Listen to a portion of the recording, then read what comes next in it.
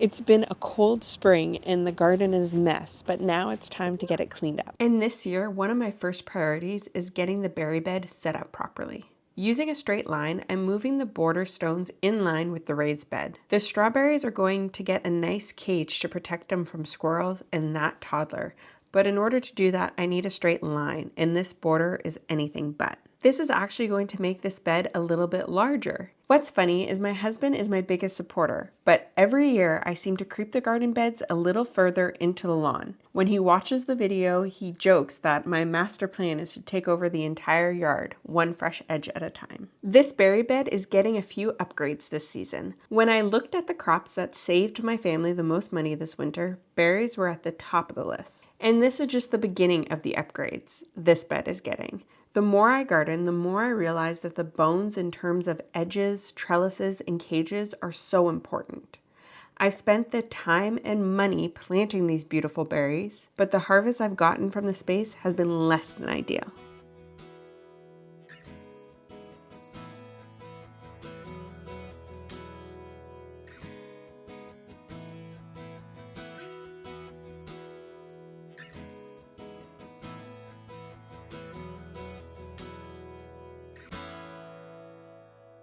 So the plan is to put a strawberry cage on top of these strawberries so that the toddler and the squirrels stop eating the strawberries before they're ready.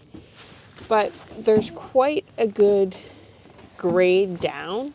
It's higher here than it is here.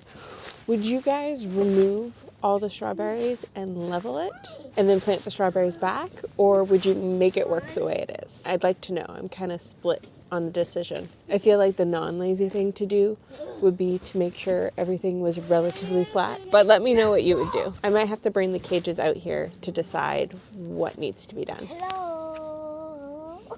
Getting this edge straight is just the start, but honestly, this is something I'm trying to be more intentional about across the whole garden. So next, I'm cleaning up and redefining the edges of my in-ground beds. To make sure I get a relatively straight line, I pull a string tied to a landscape staple on one edge of the garden to the next. Then using a step edger, I create a clean line and remove all the grass that had crept into the bed last season. Cleaning the edges of the beds makes planting out seedlings easier once the temperatures finally warm up. It also makes maintenance in the middle of the season lighter because the bones are already defined. I just need to keep up on the edge instead of trying to define the edge when I have plants spilling over it. I have to say the soil in this bed has improved a lot over the seasons. My native soil is pretty sticky, light clay colored, but the soil in this bed is nice and dark, and it doesn't stick together. It crumbles nicely. It'll be interesting to see what the soil test reveals. We'll get to that later this week.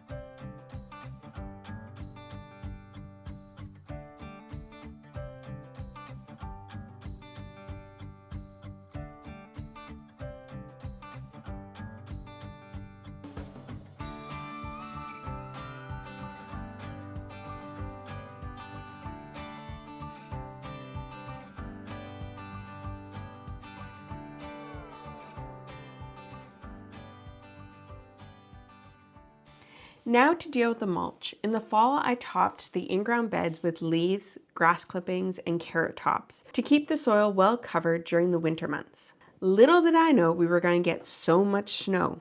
Normally, the soil is more exposed during the winter. The snow was wet and heavy, and the mulch was pretty matted and lacking in air. Therefore, I need to reintroduce air to all the layers. This mulch is basically a mini compost pile over the whole bed, and compost needs air for the decomposition. This fluffing is the same as churning a compost pile. Tell me I'm not the only one who gets a lot of satisfaction from raking in the spring. I don't know what it is, but I find myself raking the not yet growing grass a few times over the spring. It just makes everything look so much more put together. No.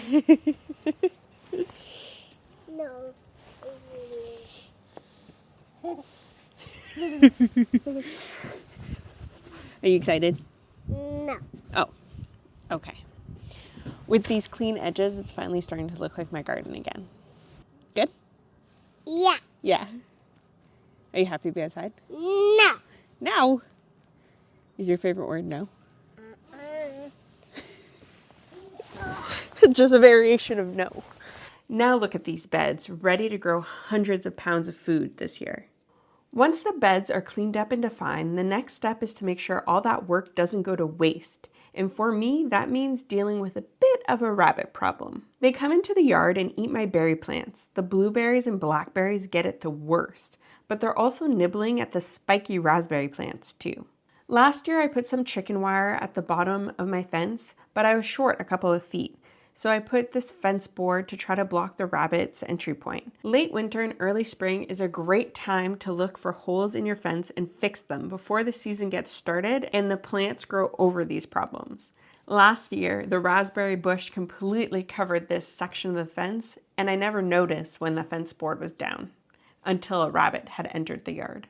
When we built our fence, we left this transition area between our fence and our neighbor's fence because we weren't exactly sure how to handle it. I've done all sorts of things to try and keep the rabbits out, but it's just time to deal with it and finish off the fence. Am I sore from all the work we did earlier this week? Yes. Am I super happy to be back in the garden? Absolutely. And while I'm fixing problem areas, I also have to deal with something I'm very good at creating, these doom piles. I seem to love creating these piles for future me to clean up, but now it's time to put these supplies away into their rightful home. Once everything is cleared out and put back where it belongs, I can finally start getting the rest of this garden ready for the season.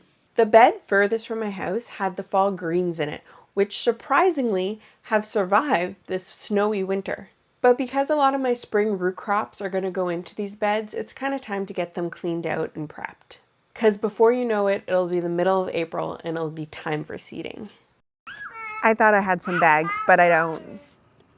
I'll have to make a pile and come back later. However, I am leaving 4 lettuce plants. I just want to see how quickly they'll put new growth on now that our daylight hours are lengthening and the temperatures are rising. It's a little bit of an experiment to see what I can expect next year from greens that I'm intentionally wintering over. These raised beds are in rough condition. We put them in over 6 years ago and they're starting to show their age. I'm really hoping that they'll hold out for a couple more seasons.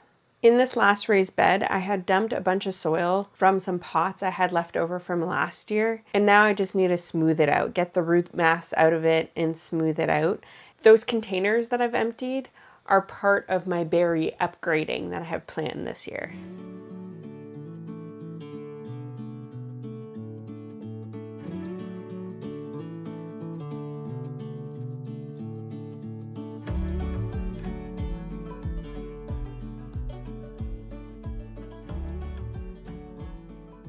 Now, outside of that pile that I need to put in a yard waste bag, we are cleaned and ready to go.